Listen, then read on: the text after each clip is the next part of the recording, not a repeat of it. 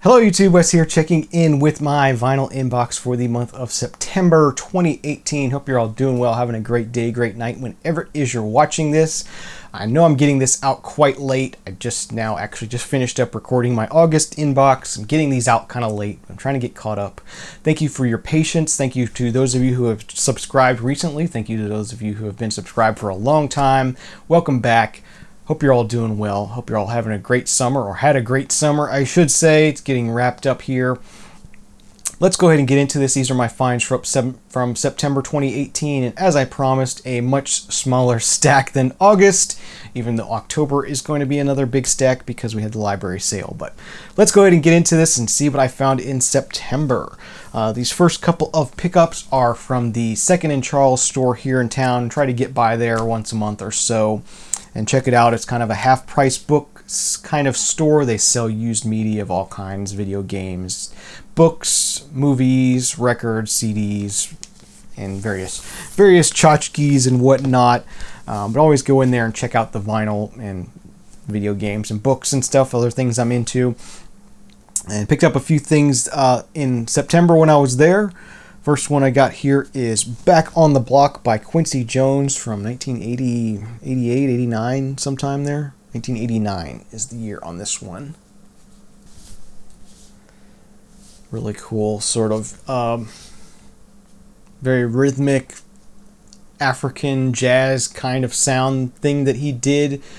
There's a track on here that was used in Boys in the Hood, which I really like, called Septembro.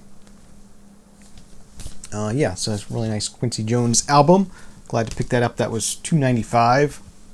Alright, and then this next one was one I'd seen there for quite a while. Kept passing it up, and I think it was originally marked... What was it originally marked here? Oh, geez, I think they had it originally marked at $8 or something. Didn't want to pay that much for it. But they marked it down to $1, and I thought I'd go ahead and grab it. And that's Party by the Tapes. What is the year? 1980 is the year on this one. Sort of a new wave kind of group. Definitely dug their sound. Really enjoyed listening to this. I did spin this when I got home that night, and enjoyed listening to it. And for $1, it was a cool pickup.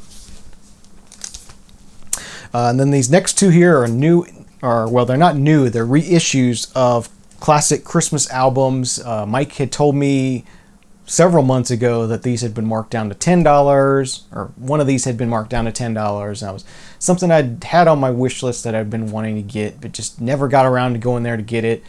And then when we were in there in September, I saw that they were marked down to $5, and I'm like, well, $5 for a new reissue of an album I want, why not?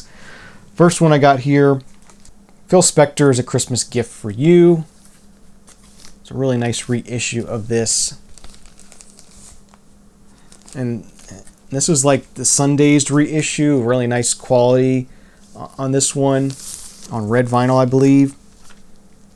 And they had other copies of this that were kind of like those, not bootleg, but unofficial reissues of this album for like $20 sitting next to it, but this one was $5. So that was kind of wild. But anyway, yeah, really nice RTI pressing of this on Sundays.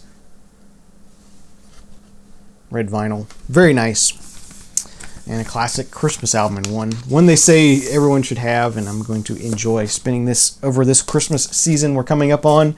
And the one that they had there that was also marked down to $5 that I've had on my wish list for a while is Ella Fitzgerald, Ella Wishes You a Swingin' Christmas. Yeah.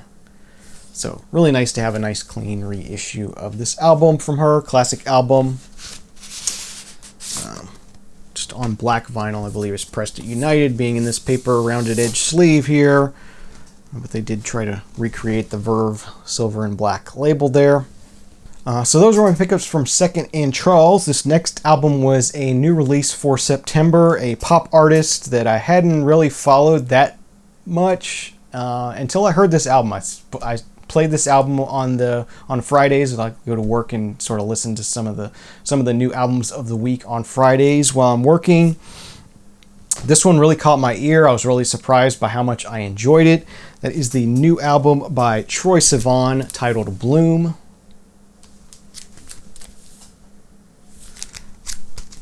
And I really want to talk about this a bit because it's kind of a powerful album to me because Troye Sivan is openly gay. I'm openly gay. And it's, it's been a struggle for me throughout my life. And, when in the 80s and 90s when I was growing up, it was such a stigma. And now that there's a major pop star that sells millions and millions in albums, and he can write an album where he's talking about, relationships with boys, and it's pretty amazing and pretty awesome to be able to hear an album like this, and pretty powerful, and it just strikes me in that way, and that's one of the main reasons why I enjoy it so much. I think the songwriting is really good. I think the songs are really good. It's really sort of witty and strong and interesting, and it's not. To me, it's not cheesy. I don't know. Maybe to somebody who's like a music snob, maybe they think this is below them in some way. But I think this is a really excellent album, and I really enjoyed hearing it. And it's really nice to nowadays that a male artist can sing about relationships with men, and it's okay, and it's something that will sell, which is great. Black vinyl with black labels. I do really like the aesthetic of the album itself with the artwork. Very striking, almost Bowie-esque kind of cover there. Somebody's going to hate me for that.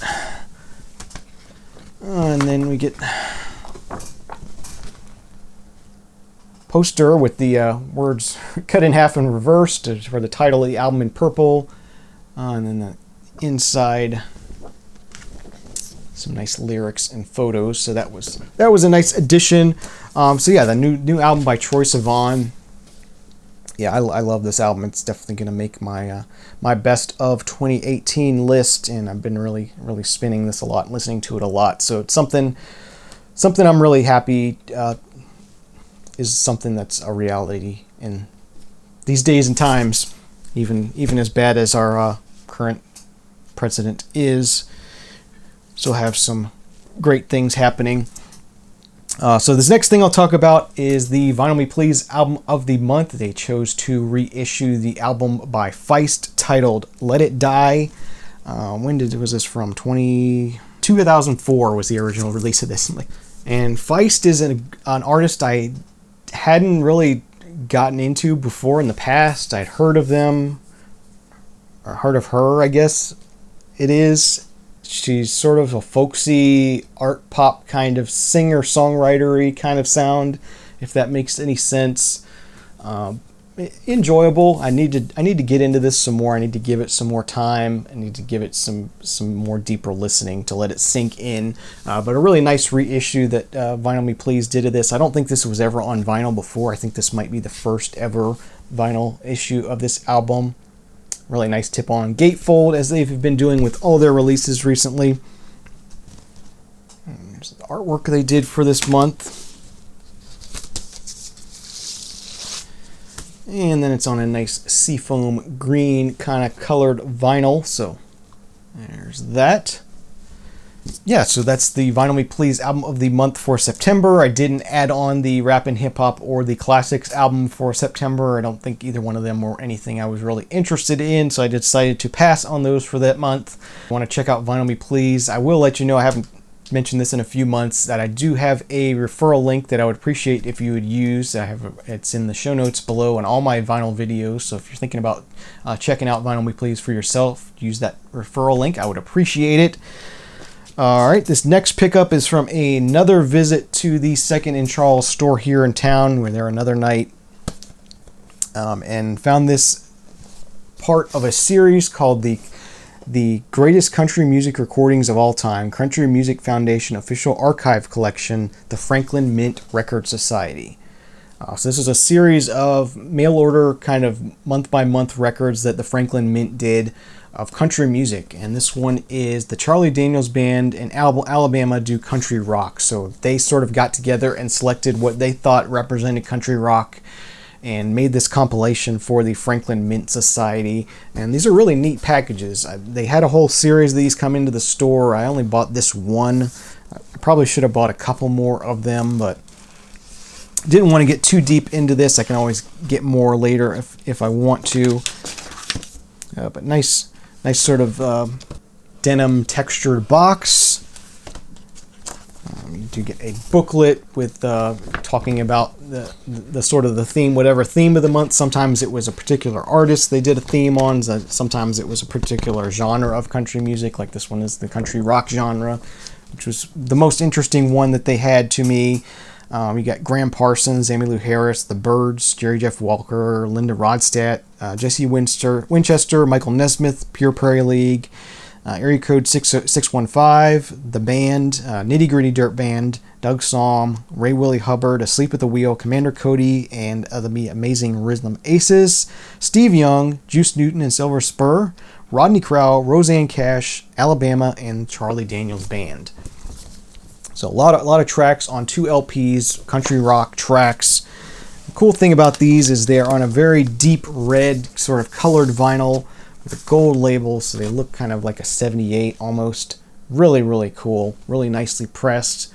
You know, these are Franklin Mint kind of high quality kind of things that they did. And that was $4.95. So that was one of the more reasonably priced ones. Like the store kind of priced these all over the place. Some were up close to $20, and some were this is one of the cheaper ones for $5. So don't know exactly how they decided what was priced at what, but this is a cool collection. And if you're into country music and you see these out and about, I definitely recommend checking them out. So nice little compilations, and well done. It'd be nice to have a bunch of these on the shelf if you're into country music.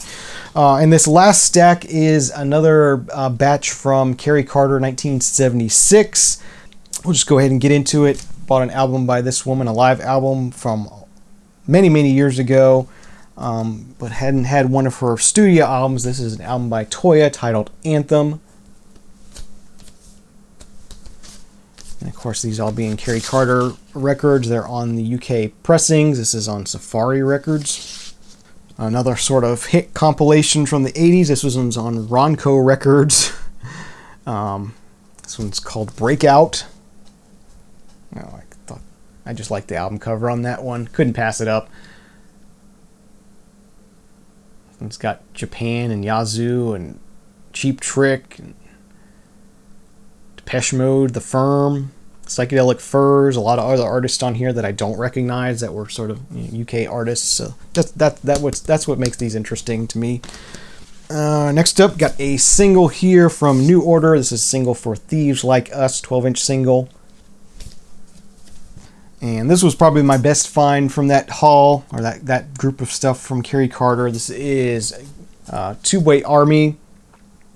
Gary Newman's Two-Way Army title, their album titled Replicas. Really cool UK pressing of this. That was a really nice find. Paid up a bit on this one, but it was one I knew I really, really wanted to have, so I made sure I won the auction on this one. And the last one is the self-titled album by Status Quo. I got into Status Quo by some of the singles that were in those other batches that I got from Kerry Carter, the UK singles batches, and really dug their sound. So saw this one in the listings and thought I'd grab one of their albums so I can hear an actual album from Status Quo. So that's that. So that's my September vinyl finds. Hope you enjoyed it. Thank you for watching. Thank you for tuning in. Hope you're having a great day, a great night. Leave me a thumbs up. Leave me a comment if you have any. Please subscribe if you aren't already so you can be kept up to date with future episodes. Have a great day, a great night, and we'll see you again real soon. Cheers.